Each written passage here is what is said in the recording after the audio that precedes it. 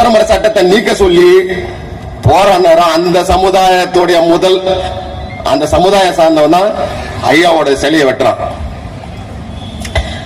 அதே சமுதாயத்துல அந்த மலத்தையும் கலக்கிறான். இது எதுக்காக நான் சொல்ல வரேன்னா சொல்லிடுறேன் தம்பிக்கு. ரொம்ப பெருமையா இருக்கு எனக்கு. ஏன்னா இந்த தம்பி எல்லா விஷயத்திலையும் பாத்தீங்கன்னா அடிக்கடி மீடியால வந்துட்டே இருப்பாப்புல.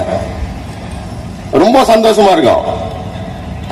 படிப்புன்றது நம்ம படிச்சது 4 பேருக்கு கொடுங்க, அது நம்மளோட போயிடக்கூடாது. நீங்களால விளையாட்டால நான் படிக்கும் போது எதெல்லாம் என்னால சாதிக்க முடியாது, நான் எந்த விதத்தில அது கொடுக்கணும்னு தான் நினைக்கிறோம். இந்த சாதி அந்த சாதி இல்ல, எந்த சமுதாய மக்கள் இருந்தாலும் சரி. இன்னொரு தம்பி சொல்றது போல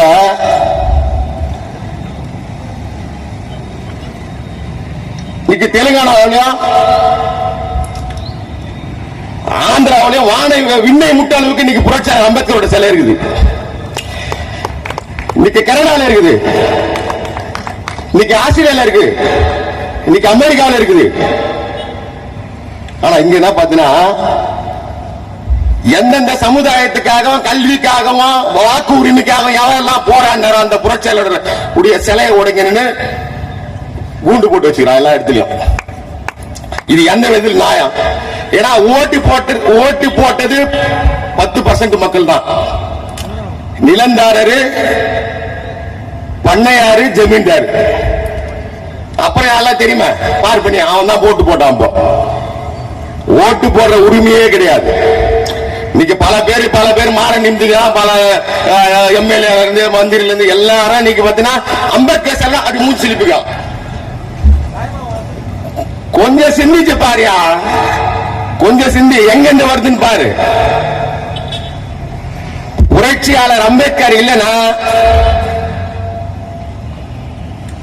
இன்னும் அந்த 10% ஓட்டு அப்படியே தான் இருந்திருக்கும்.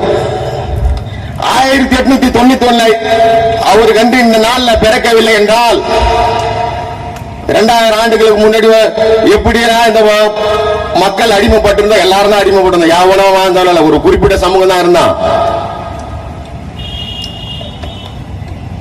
எல்லாருமே அடிமைப்பட்டு போயிருந்ததுதான்.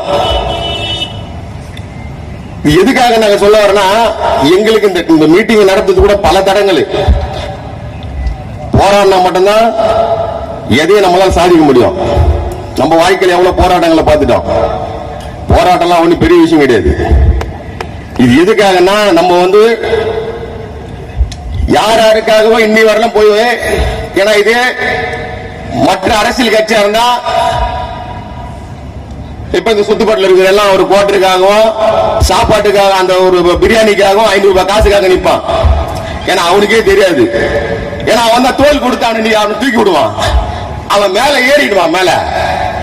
மேல ஏறிட்டு ஏணியை கொடுத்தா கூட பரவாயில்ல, ஏணி அவனை தூக்கின்னு போயிடுவான். நீ கீழே போட்டாலாம் நீ எடுத்து மேல ஏறிடுவ. நீ கீழே போட்டாலாம் அந்த ஏணி எடுத்து நீ மேல ஏறிடுவ. அவன் என்ன பண்ண மேல ஏறும்போது ஏணி எடுத்துன்னு போயிடுவான்.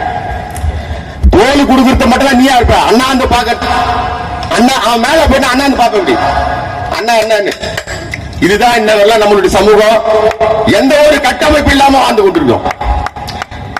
எந்த ஒரு கட்டம் எதுக்காக சொல்லுவோம்? சின்ன எக்ஸாம்பிள் எடுப்பாங்க.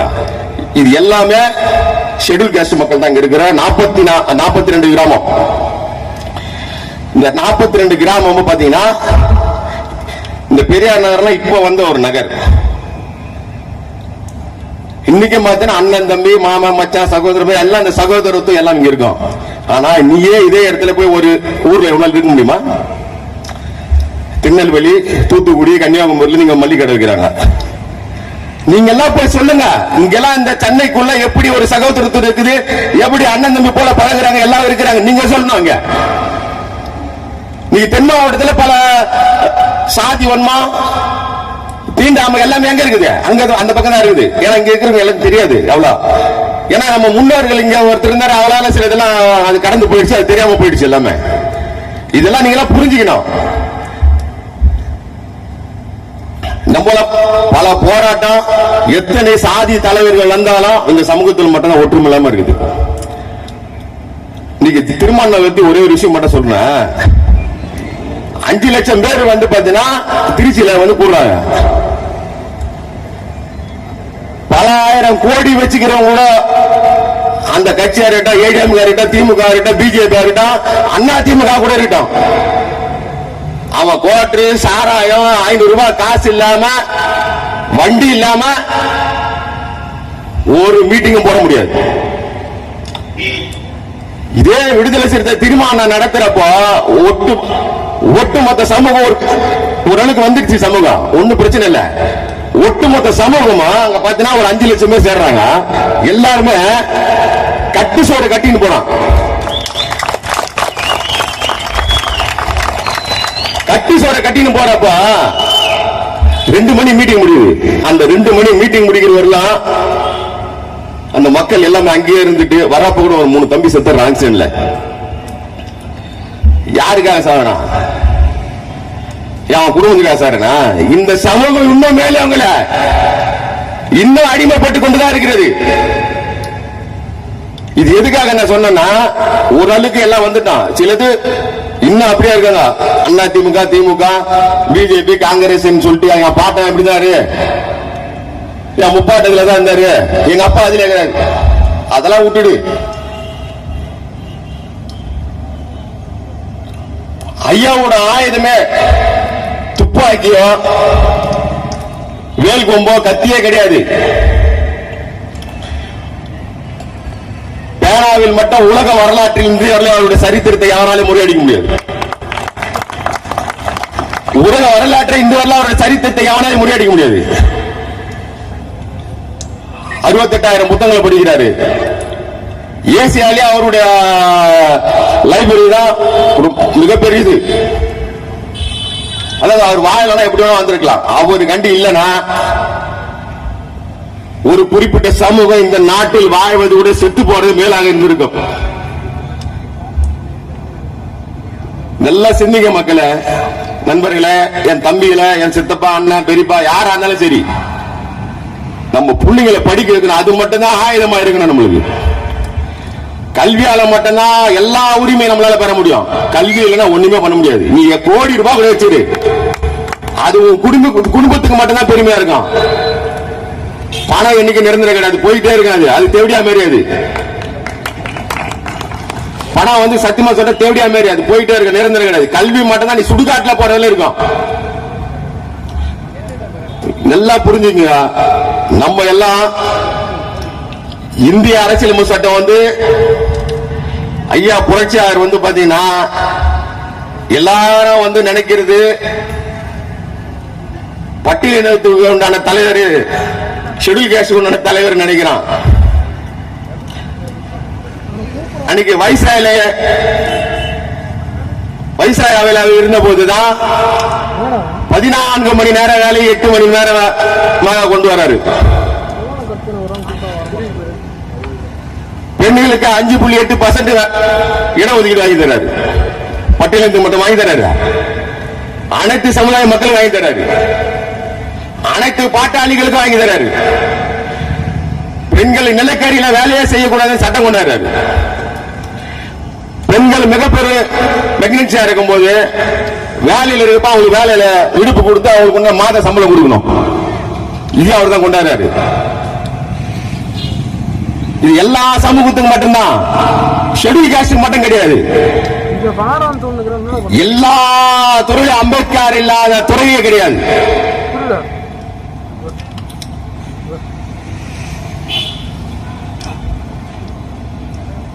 இது குஜராத்ல வல்லல்பாய் சிலை இருக்கு, வல்லல்பாய் பட்டேல் சிலை. அந்த சிலை இன்னும் கேள்விக்குறியாகத்தான் இருக்குது. பட்டேல் சிலை இன்று வரை கேள்விக்குறியாகத்தான் இருக்குது. அது மாதிரி புரட்சியாளருடைய சிலை சொல்ல முடியாது. காந்தியை சுட்டதற்காகவா இல்லை RSS தடையை நீக்கியதற்காகவா இன்று வரை கேள்வியா இருக்குது. ஏன்னா அன்னைக்கு நேரு அமைச்சரவையில் வல்லல்பாய் பட்டேல் உள்துறை அமைச்சராகிறாரு. அவரால் பாதுகாப்பு கொடுக்க முடியலன்னு கத்துறாரு, கதிராரு. காந்தியை சுட்டுறாங்க. யார் சொல்றது? வேற யாரா சொல்றானா? சொல்லுங்க, யார் சொல்றது? இதே ஆர்எஸ்எஸ் இதே பார்ப்பன தான் சொல்றான். யார சொல்றான்? அவரும் ஒரு பிராமின் தான். இது எதுக்காக சொல்றேன்னா, ஆர்எஸ்எஸ் தனியா அவர் தான் தடை போடுறாரு. காந்தியை சுட்டுட்டாங்க, இது நம்ம தடை போட்டுருவாரு, தடை போடுறாரு. அதே தடைய அதே வல்லபாய் பட்டேல் தான் தடை நீக்கிறாரு. அந்த தடையை நீக்கிறதுனாலதான் இன்னைக்கு ஆர்எஸ்எஸ் இன்னைக்கு இருக்கிற மத்திய அரசு, அதனாலதான் இன்னைக்கு மிகப்பெரிய ஒரு கட்டமைப்பு உருவாக்கி வச்சுக்கிறாங்க. 3% இன்னைக்கு மிகப்பெரிய ஒரு கட்டமைப்பு இருக்குது. அது என்ன, யார் காரணம்? இன்னைக்கு அந்த கட்டமைப்பு வளர்றதுக்கு காரணமே அந்த ஆர்எஸ்எஸ் தடையை நீக்கிறது தான். அதுக்காக தான் நீங்க பட்டேல் சிலை இருக்குது. இன்னைக்கு இன்னும் அது கேள்விக்குறியாக இருக்குது. இன்னைக்கு எத்தனை சிலை உலகத்திலேயே புரட்சியாளர் அம்பேத்கருக்கு மட்டும்தான் அதிகமான சிலை. அதுவும் தமிழ்நாட்டில் மட்டும்தான் கூண்டுல இருக்குது. தமிழ்நாட்டில் மட்டும்தான் கூண்டுல வச்சுக்கிறான். யாருக்காக போறான்னா அவன் தான் அந்த கூண்டிய முதல்ல அந்த கூண்டு அவன் தான் அந்த கூண்டியை ஓடிச்சு உள்ள வரான். அந்த மாதிரி ஒரு கட்டமைப்பு தமிழ்நாட்டில் இருக்குது. நீங்களாம் நான் பறையான்னு சொல்றது நீ பெருமை பண்ண யான்னு கேளு. உலக வரலாற்று ஒரு தலைவனோட குலத்துல பிறந்தவன் நம்ம. நம்மளோட பிராண்டே வேற, அது தெரிஞ்சுங்க முதல்ல. நம்மளோட பிராண்டே வேற. கல் தோன்றா முன் தோன்றா மூத்தா குடி நம்ம குடி. இந்த குடியில இருந்தா எல்லாம் பிரிறான். இந்த குடியில இருந்தா எல்லாமே பிரிறான். யாவனையும் வந்து ஆணு பெண்ணு தான் ஆண்டவன் படிச்சான். இந்த படைப்புல தான் நம்ம தான் முதல்ல வரோம். இதுல இருந்து தான் அவங்க குடி வழியா பிரிஞ்சு போறானே தவிர எதுல பிரிறான்? அவன் செய்த வேலையில தான் பிரிஞ்சானே தவிர அவனா ஆண்டவனா வந்து நீ இந்த சாதி அவன் அந்த சாதி அந்த சாதி எல்லாம் எவனுமே படிக்கல. சாதியோட எவனும் படிக்கல.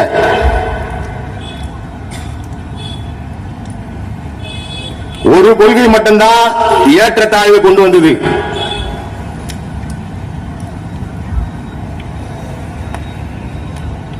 சில பேர் இன்னைக்கு முஸ்லிமுக்கு போனதுக்கும் காரணம் இருக்கு, கிறிஸ்டியனுக்கு போனதுக்கும் காரணம் இருக்கு. இன்னைக்கு கன்னியாகுமரியில இருந்து பாத்தீங்கன்னா திருநெல்வேலி, கன்னியாகுமரி, நாகர்கோவில் அந்த சரௌண்டிங் எல்லாம் பாத்தீங்கன்னு வச்சுங்க, நேரா எல்லாமே அன்னைக்கு கிறிஸ்டியன்ஸ்ல இருப்பாங்க. ஏன்னா அன்னைக்கு வந்து பாத்தீங்கன்னா பார்ப்பனியத்தோட அடக்குமுறை ஆளுமை அதிகாரம் அப்படி இருந்தது. பெண்கள் எல்லாருமே தன்னுடைய மானத்தை காத்துக் கொள்ள வேண்டும் என்பதற்காகத்தான். ஏன்னா அப்பெல்லாம் வந்து மேல் சிலை தோல் சிலையே கிடையாது. இந்து சட்டத்தில் தோல் சிலை கிடையாத பெண்களை அவமானப்படுத்துவதுதான் இந்து கொள்கையோட ஒரு பலகாலமான சித்தாந்தமா இருந்தது. மணிப்பூர் எடுத்துங்க, உலக நாடே காரி முடிஞ்சது. 2 பெண்களை நிறுவனமாக நடக்க செய்து அடிச்சு துன்புறுத்தி இப்படிப்பட்ட ஒரு கேவலமான அருவருப்பான ஒரு செயலை நடந்த இந்த நாடு நினைக்கிறப்போ நம்மளுக்கு ரொம்ப கஷ்டமா தான் இருக்குது. இந்த முறை நம்ம எல்லாம் ரொம்ப ஒரு இக்கட்டான சூழ்நிலை இருக்கிறோம். நல்லா சிந்திங்க. ஏன்னா நம்மளுக்கு தேவை எவன் வரான் போறான்லாம் நம்மளுக்கு தேவையில்ல. நம்ம வந்து இந்திய அரசியலமைப்பு சட்டத்தில் கைய வைக்காத அளவுக்கு சிந்திச்சு வாக்களிங்க. இந்த வாக்கு தான் நம்மளுடைய முகாந்திரமா இருக்கும். இந்த வாக்கு தான் நம்மளுக்கு மெயின். ஏன்னா இது விட்டுட்டோம், பழையபடி நம்ம அப்பா அம்மா என்னென்ன வேலை செஞ்சாங்களோ அந்த வேலைக்கு நம்ம குழந்தைங்களை எல்லாத்தையும் நம்ம வந்து குலதெய்வ திட்டத்தில், விஸ்வகர்மா குலதெய்வ திட்டத்தில் நம்ம கொண்டு போக வேண்டிய சூழ்நிலை உருவாக்கிடுவாங்க. நம்ம ஓட்டு போற உரிமை முதல்ல இருக்காது. எல்லாருக்கும் சமமான ஒரு இந்திய அரசியல் சட்டம் ரொம்ப நீளமானது உலகத்திலேயே. அந்த சட்டத்தை உள்ளால எந்த விதத்திலும் கை வைக்க முடியல. அதெல்லாம் ஈவோ மிக்சர் கொண்டு வந்துட்டானுங்க. எப்படியாவது இந்த மக்களை ஏமாத்தி அப்படின்னா வந்து கொண்டு வந்துடலாம்னு சொல்லி மக்களை சிந்திச்சு செயல்படுங்க. நம்ம புள்ளிகளை நல்லா படிக்க வைங்க. படிப்பு தவிர வேற எதுவும் நம்மளுக்கு ஒரு ஆயுதம் கிடையாது. இந்தியாவிலே பாத்தீங்கன்னா இன்னைக்கும் 5 மாநிலம் வறுமை கோட்டுக்கு கீழே தான் இருக்குது. அருணாச்சல பிரதேசம், சத்தீஸ்கர், இமாச்சல் பிரதேச, உத்தரப்பிரதேச, பீகார், ஜார்க்கண்ட், உத்தரப்பிரதேசல அண்ணன் ஒருத்தர் சொல்றாரு, நம்ம ஒரு காவி வீட்டில் தான் இருக்கிறார். அவர் என்ன சொல்றாருன்னா, 10 ஆண்டுமா என்ன புடுங்கினாருன்னு தெரியல, காவி வந்தால் காவேரி வருன்றாரு. 10 ஆண்டு என்ன பண்ணிருந்தா, 10 ஆண்டு என்ன பண்ணிருந்தா, காவி வந்தா மட்டும்தான் காவேரி வருமா? நல்லா சிந்திங்க. 10 ஆண்டு. இன்னைக்கா உத்தரப்பிரதேசல போய் பார், இங்க ஆரம்ப பள்ளி ஐயா காமராஜர் அவர்கள் பாத்தீங்கன்னா, நம்மளுக்கு கல்வி மிக ஒரு ஊராட்சியிலும் ஆரம்ப கல்வி, தொடக்க பள்ளி, மேல்நிலை பள்ளின்னு ஒரு 5 கிலோமீட்டருக்குள்ள எல்லாத்திலையும் கொடுத்துரு அழகான ஒரு வகுத்து கொடுத்தாங்க. நீ பீகார்ல உத்தரப்பிரதேசம் போனீங்கன்னா ஒரு மாவட்டத்துக்கு 10 பள்ளி இருக்கிறது சந்தேகம் தான். ஏன்னா நான் ஒரு இது பார்த்தேன், அதுல பாத்தீங்கன்னா 5வது ஒரே கிளாஸ்லயே உட்காந்துக்கிறான். 1வது 2வது 3வது 4வது 5வதுல பாத்தீங்கன்னா 20 மாணவன் இல்ல. தரமான கல்வி கிடையாது, தரமான வேலை வாய்ப்பு கிடையாது, தரமான சுகாதாரம் கிடையாது. 10 ஆண்டு ஆண்ட அவங்கள இந்த நிலையை, இந்த மக்களை இந்து என்ற கோள்கள மக்களை சீரழித்துக் கொண்டிருக்கிற தயவு செய்து எல்லாரும் புரிஞ்சுக்கணும், நல்லா புரிஞ்சுக்குங்க. மக்கள் திரும்ப திரும்ப சொல்றதுதான் நம்மளுடைய தலையெழுத்து. என்ன பண்றது, இந்த பக்கம் போனா கொள்ளக்காரன், இந்த பக்கம் போனா கொள்ளக்காரன். எது வேணும் உனக்கு, கொள்ளக்காரன் வேணுமா கொள்ளக்காரன் வேணுமா? பாத்துங்க, சிந்திச்சு செயல்படுங்க.